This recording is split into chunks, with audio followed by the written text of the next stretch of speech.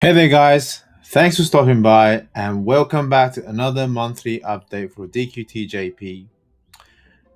I was thinking, because my last month's update was delayed, I didn't think I had a lot of updates for you guys today, but guess what?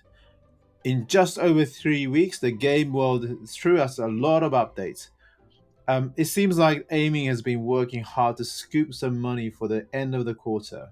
So let's dive into what went down in DQT JP throughout September. Before we dive into it, please hit the like and subscribe button to show some love for the channel. Your support is the engine that keeps this content train rolling. Now let's dive straight into the top highlights from DQT JP World. First up, we are talking about the release of Rank 9. They also added Part 5 of the story and Hard Mode stage.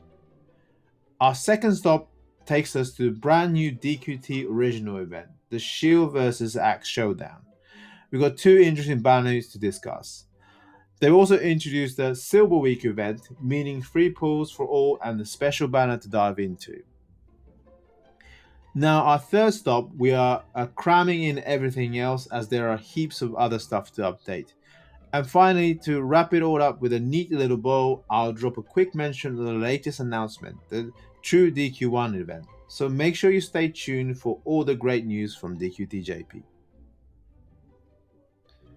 Now, as per usual routine, let's get through the disclaimer out of the way. Just for clarity, this information is based on the JV version of DQT. Keep in mind there might be some forward-looking statements here, and my initial take on the updates could be a bit off or misinterpreted. So always approach this with a pinch of caution. Now, starting things off with the Rank 9 release, we're now able to level up units up to level 140. This means you need to a bucket load more of everything: gold, experience, and materials. There's even new material type, diamonds, which you'll see the image in the bottom right corner. And yes, it translates to more farming. That's something I'm pretty sure you're not all that thrilled about, that extra grinding. It's not all bad news, however. They're actually trimming down the material required to level up rank 8. So take a note. Only upgrade your units if you absolutely have to right now. If you can hold off, it'd be more cost effective to reach rank 8 once this update kicks in. Now, to sweeten the deal a little bit and make the grind a bit more bearable, they've introduced a new daily stages for additional gold and experience. Plus, Battle Royals now yields 30% more experience. It's still a pain, but I'm sure it's not now feels less painful, right? Compensate further, they've thrown in a bunch of campaigns like double and triple drops of materials and experience, free stamina, daily gold dungeon, and some useful free gifts. So there's that. They've also dropped part 5 of the story quest, and that means brand new farmable units coming into play. Among these, we got one A rank unit to talk about, the Blood Mage. Now, I'll be honest, this guy isn't exactly a showstopper, but still he's worth considering to farm. It's because he's got Whoosh Force, he can cast on any ally, and also he creates a tile that lowers the whoosh resistance of all enemies standing on them. So pairing him with Ruff and Mindini Hunter might be a good idea, especially for the future Mega Boss and high score runs. Others, well, they are mostly what was available in previous events, as you see. And new B rank unit, unfortunately, he isn't anything to write home about, sadly.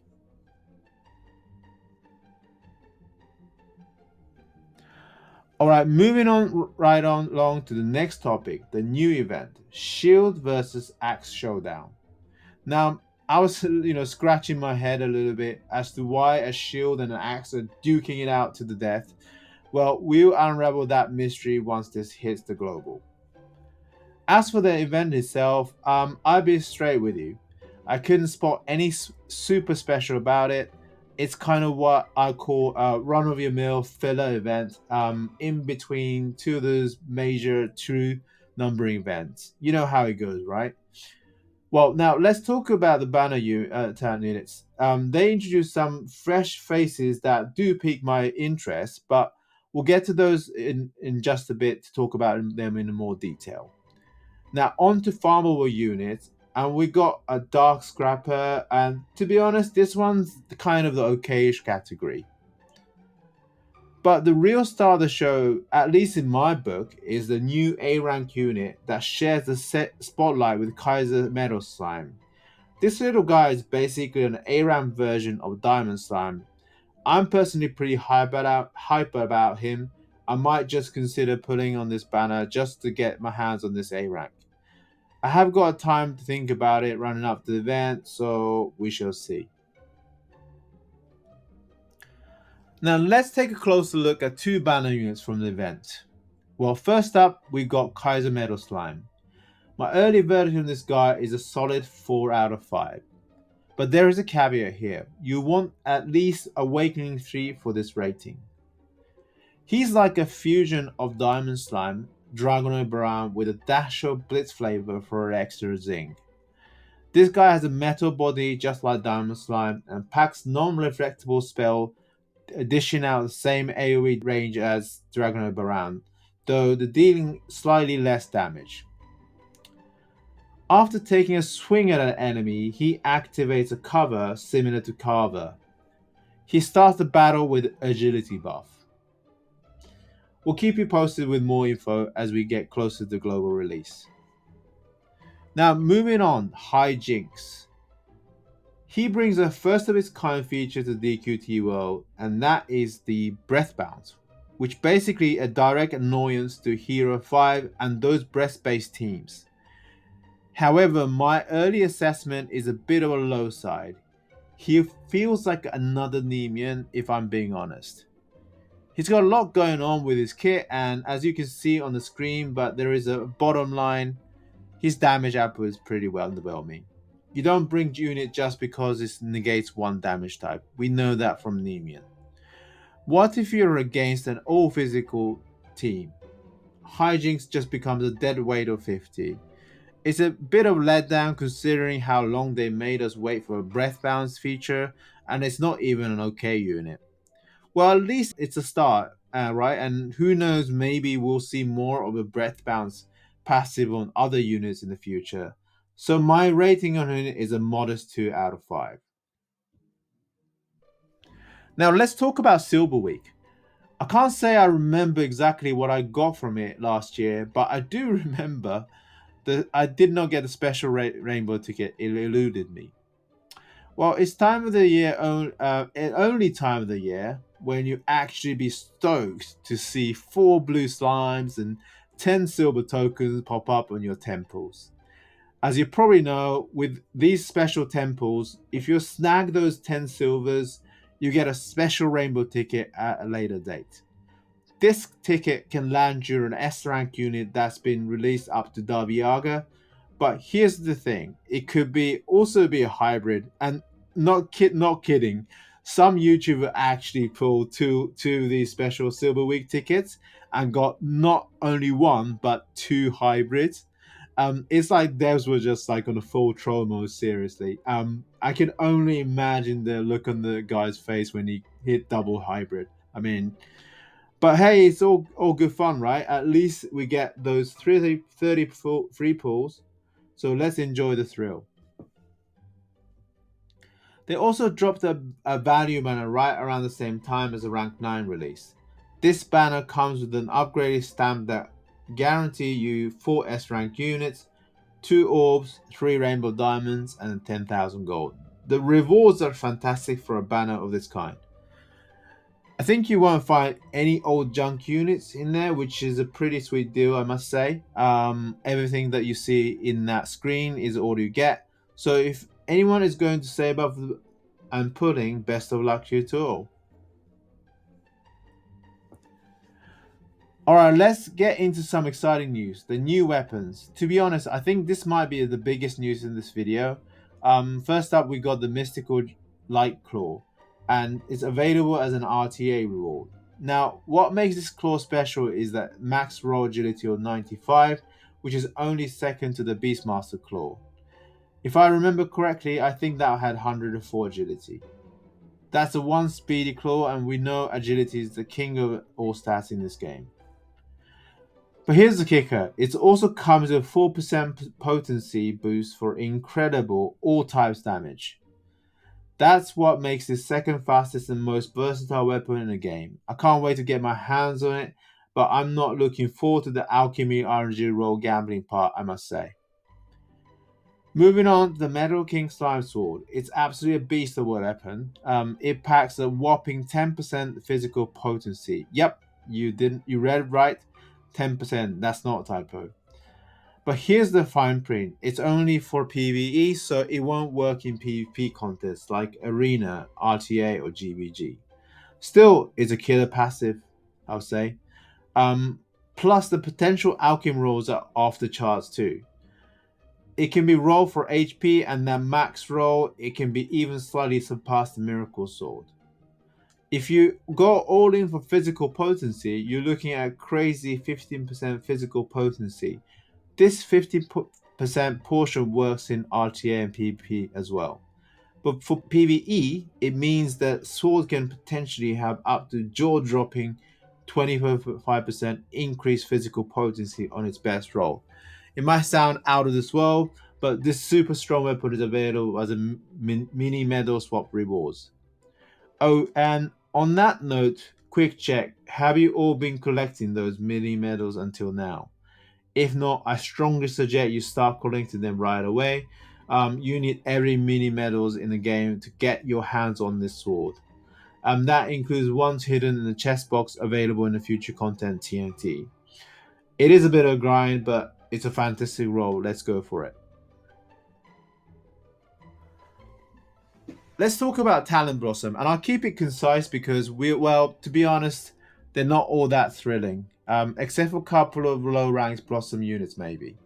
Well, first of all, Slimeheart. After all this wait, he gets an upgrade that's quite frankly falls flat. He's turned into a lousy dragon killer, and there's not much more to say about that, sadly. Now, Bone Baron. This one isn't actually a handy TNT Zam attacker, and it's worth considering upgrading.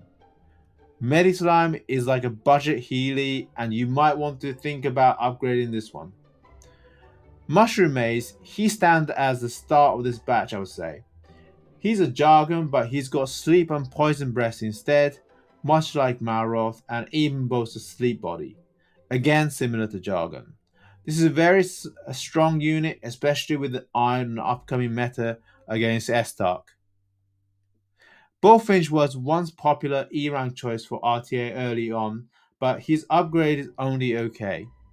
He might find some good use, but there's nothing particularly spectacular about it. Now, alongside those Blossom units, we are also getting a new Blossom Road, which means new gears. This gear is only a beast type armor, but it can roll for a good agility stat, so it's great for Mystical, Giuliante, or Vera, I would say. Plus, it can roll for some sleep resistance, that's not too shabby either. Alright, let's talk about sudden and surprising turn events, reruns of Die 1 and Die 2 events. This all comes about because of the release of Infinity Strash, a game that hit the scene just a few days ago.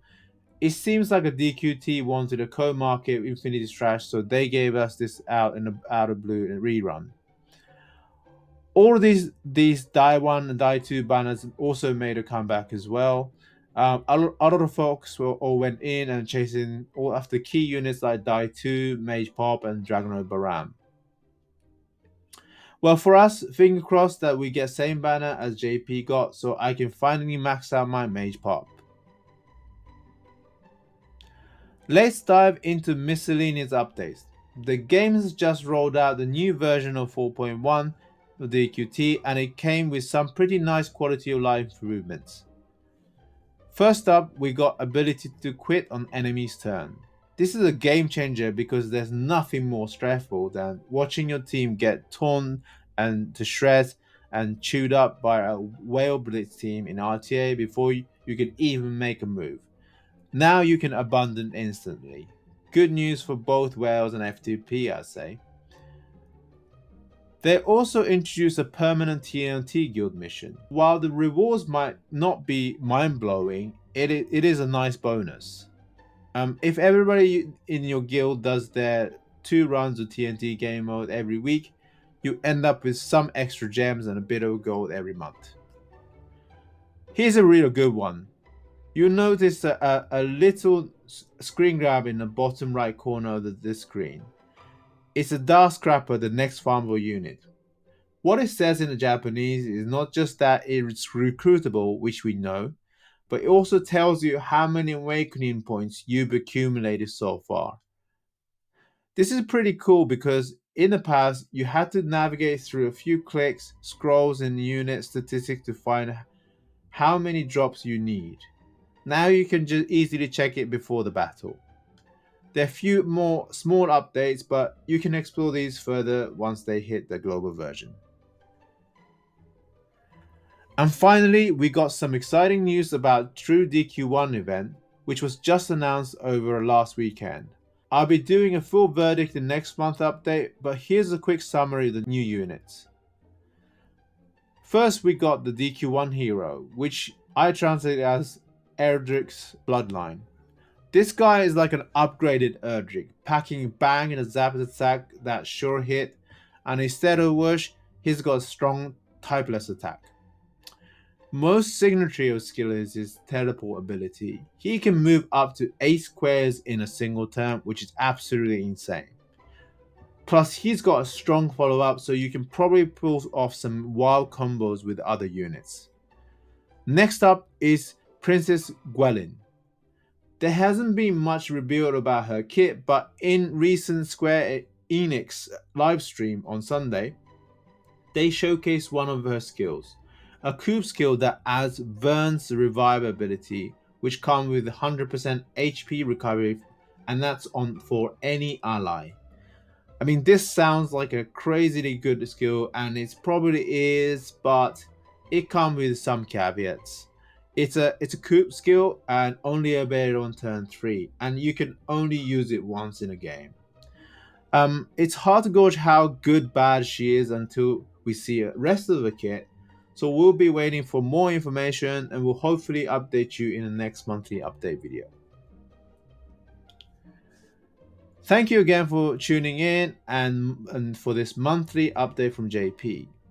If you found this video useful, please demonstrate your support by liking and subscribing. Your encouragement is a driving force behind the creation of more content. I'll catch you in the next one.